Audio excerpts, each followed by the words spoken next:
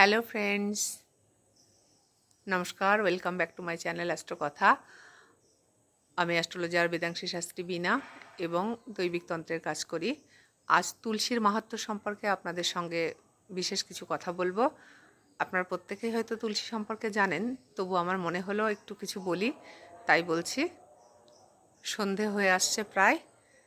বন্ধুরা, এই যে আমার বাড়ির তুলসী মন্দির, একটু পরে আমি সন্ধে জ্বালবো। প্রত্যেকের বাড়ি নিশ্চয়ই তুলসী গাছ আছে। প্রচুর প্রচুর তুলসী গাছ লাগান। তুলসী সেবা মহৎ সেবা। তুলসী রাধাকৃষ্ণের ভীষণ প্রিয়। তুলসী পাতা ছাড়া কোনো পুজোই সম্পূর্ণ হয় না, এবং তুলসী পাতা ছাড়া ঠাকুরের কোনো ভোগই নিবেদন করা সম্পূর্ণ হয় না। যতক্ষণ তুলসী পাতা আমরা ঠাকুরের ভোগে না দিই, প্রসাদে ঠাকুরের সেবার জলে, ততক্ষণ ভগবান সেই প্রসাদ সেবা করেন না। আর তুলসীকে খুব যত্নে রাখেন। তুলসী গাছ যেন বাড়িতে না শুকায়। তুলসী গাছকে এরকম সুন্দর সবুজ স্বাস্থ্যবান করে রাখুন। তুলসীর মঞ্জুরি যখন হবে তখন কেটে দিন, তাহলে গাছটা ঝাঁকড়া হবে এবং অনেক দিন গাছ সুস্থ স্বাভাবিক থাকবে, সহজে মরবে না। তুলসী গাছ যদি মরে যায়, শুকনো গাছ বাড়িতে রাখবেন না। রাখলেও উঠিয়ে এক সাইডে রাখবেন অথবা কোনো ভাসমান জলে ফেলে দেবেন। শুকনো তুলসী গাছ থেকে প্রচুর নেগেটিভ এনার্জি আসে। তো সুস্থ থাকতে গেলে, ভালো থাকতে গেলে বাড়িতে সুস্থ, সুন্দর, স্বাভাবিক, সবুজ, একেবারে গ্রিন, ডিপ গ্রিন সেরকম তুলসী গাছ লাগবেন। তুলসীকে যত্ন করুন। মন কথা, প্রতিদিন তুলসীকে স্নান করে জল অর্পণ করুন। যখনই স্নান করবেন সকালবেলা তামার পাত্রে 1 ঘটি জল নিয়ে তুলসী দেবীর উপরে চড়াবেন এবং তুলসী দেবীর স্নান মন্ত্রটা বলবেন, সূর্য প্রণাম করবেন। তাহলে দেখবেন আপনার বাড়ির অনেক নেগেটিভ শক্তি নষ্ট হয়ে যাচ্ছে। আপনার জীবন থেকে, আপনার পরিবার থেকে সমস্ত নেগেটিভিটি দূর হয়ে যাচ্ছে। আপনার সমস্ত বিপদ থেকেও আপনি দূরে চলে যাচ্ছেন। বন্ধুরা, সবার বাড়িতে আমাদের বড় বড় মন্দির করা হয়তো সম্ভব নয় এবং সবার বাড়িতে মন্দির থাকেও না, কিন্তু তুলসী মন্দির ছোট্টখাট্ট একটা প্রত্যেকের বাড়িতেই রাখা সম্ভব এবং করাও সম্ভব। বা যদি জায়গা থাকে একটু বাড়িতে বা টবে প্রচুর পরিমাণে তুলসী গাছ লাগান।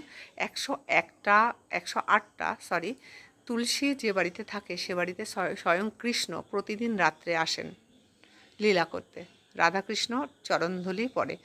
তুলসী 3 রকম হয়। একটা সাধারণ, এই যে রাধা তুলসী, যেটা দিয়ে আমরা পুজো পাঠ করি, দৈনন্দিন ঠাকুরের সেবা দিই, সেটা। আর একটা রাম তুলসী, অনেক বড় বড় পাতা হয়, যেটা সর্দি কাশিতে ওই পাতার রস অনেক উপকার। আর একটা হয় কৃষ্ণ তুলসী। কৃষ্ণ তুলসী দিয়ে কিন্তু পুজো হয় না। কৃষ্ণ তুলসী বাড়িতে সাধারণত শুনেছি রাখাও উচিত না। তবুও যদি কৃষ্ণ তুলসী বাড়িতে থাকে, তাহলে রাধা তুলসীর সঙ্গে কৃষ্ণ তুলসীকে বিয়ে দিয়ে তবেই বাড়িতে রাখতে হয়। না হলে এমনিতে কৃষ্ণ তুলসী রাধা তুলসীর পাশে রাখা যায় না। আর কৃষ্ণ তুলসী কোনো পুজোয় লাগে না। তো রাধা তুলসীরই হচ্ছে সবথেকে মাহাত্ম্য। রাধা তুলসী মানে প্রচণ্ড পরিমাণে উপকারী। সর্দি কাশি হলে বাচ্চাদের এই তুলসীর পাতার রস ও মধু দিয়ে সেবন করালে সর্দি ভালো হয়ে যায়, কাশি সেরে যায়। যদি কোনো বাচ্চার হাওয়া বাতাস লাগে বা আপনাদের একটা পজিটিভ এনার্জির যদি প্রয়োজন হয়, তাহলে আপনারা এই তুলসী তলার মাটি, তুলসী গাছের একটু শিকড় এবং তুলসী পাতা একটা ছোট্ট মাদুলির ভিতরে ভরে আপনাদের নিজের কাছে রাখতে পারেন, কোমরে, হাতে বা গলায় তাবিজ করে। তাহলে আপনারা সবসময়ের জন্য পজিটিভ শক্তি পাবেন। তুলসী দেবীকে সন্ধে দেবেন, ধূপ ধরাবেন, সকালে স্নান করাবেন, পুজো দেবেন। অনেকে তুলসী তলায় সেবাও দেন, কারণ তুলসী তলায় স্বয়ং নারায়ণ বাস করেন। সবাই জানে, তাই তুলসীতলায় অনেকেই ঠাকুর সেবা দেন। আর বড় ঠাকুরের যে পুজো হয় সেটা বাড়ির অন্য কোথাও করা যায় না, কিন্তু তুলসীতলায় কিন্তু বড় ঠাকুরের পুজো করা যায়। তো তুলসী গাছ তাহলে কতটাই উপকারী আপনারা বুঝতে পারছেন। বৃন্দাবনে রাধাকৃষ্ণর যে মন্দির, মানে আমরা যাকে বৃন্দাবন বলে জানি, কৃষ্ণের শ্রেষ্ঠতম জায়গা, তো সেখানে বৃন্দাবন নাম কেন? বৃন্দা অর্থাৎ তুলসী এবং বন মানে জঙ্গল, অর্থাৎ তুলসী বন যেখানে তুলসীর জঙ্গল, সেটাই হচ্ছে বৃন্দাবন। সেখানে সেই তুলসী মানে বৃন্দাবনের তুলসী গাছের মধ্যেই রাধাকৃষ্ণ লীলা করেন প্রতিদিন রাতে। তো তুলসী গাছ এতটাই ভালো এবং উপকারী। তুলসী গাছ প্রচুর পরিমাণে অক্সিজেন তৈরি করে।